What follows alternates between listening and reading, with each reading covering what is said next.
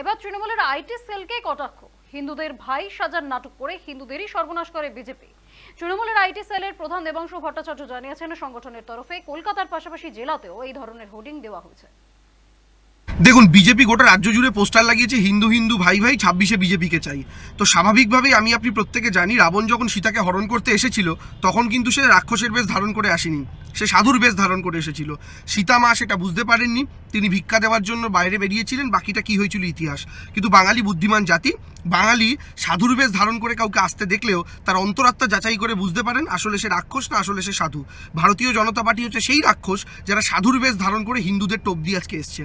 তারা বলছেন হিন্দু হিন্দু ভাই ভাই, কিন্তু আপনারা আমায় বলুন তো, হিন্দু হিন্দু ভাই ভাই যদি হয়, যদি হিন্দু হিন্দু ভাই ভাই, তাহলে গ্যাসের দামে কেন ছাড় নাই?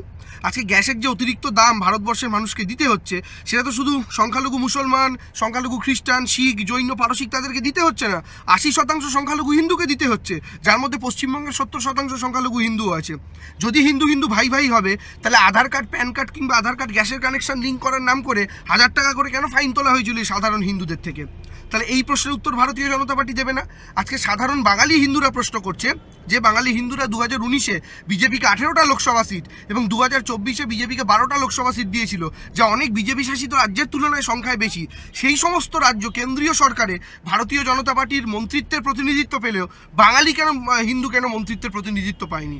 অর্থাৎ হিন্দু হিন্দু ভাই ভাই আমি বলবো, হাতির দেখানোর দাঁত আর হাতির খাওয়ার দাঁত দুটো দুরকম। বিজ্ঞাপনের জন্য, ভোট পাওয়ার জন্য হিন্দু হিন্দু ভাই ভাই, কিন্তু প্রকৃত সেবা দেওয়ার জন্য কারা আসল ভাই?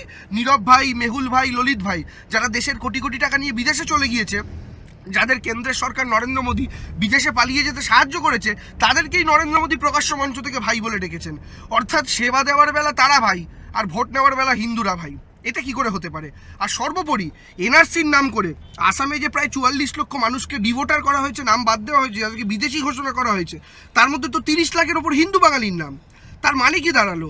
তার মানে দাঁড়ালো ভোট নেওয়ার বেলা হিন্দু ভাই, এনআরসির বেলা হিন্দু হিন্দু ভাই ভাই নয়, ভোট নেওয়ার বেলা হিন্দু হিন্দু ভাই ভাই, কিন্তু গ্যাসের দাম, তেলের দাম বাড়ানোর বেলা হিন্দু হিন্দু ভাই ভাই নয়, এনআরসি করে নাম বাদ দেওয়ার বেলা হিন্দু হিন্দু ভাই ভাই নয়।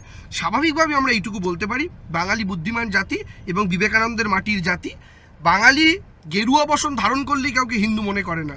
নরেন্দ্র মোদীর হিন্দুত্ব আর বিবেকানন্দের হিন্দুত্বের মধ্যে কোনটা গ্রহণ করা উচিত সেটা পশ্চিমবঙ্গের বাঙালি খুব ভালো মতো বোঝে। সেই কারণেই এই পোস্টার, সেই কারণেই এই ব্যানার। এটা আইটি সেল হয়তো উদ্যোগ নিয়ে করেছে, কিন্তু এই প্রশ্ন বাংলার সকল সাধারণ হিন্দুদের প্রশ্ন।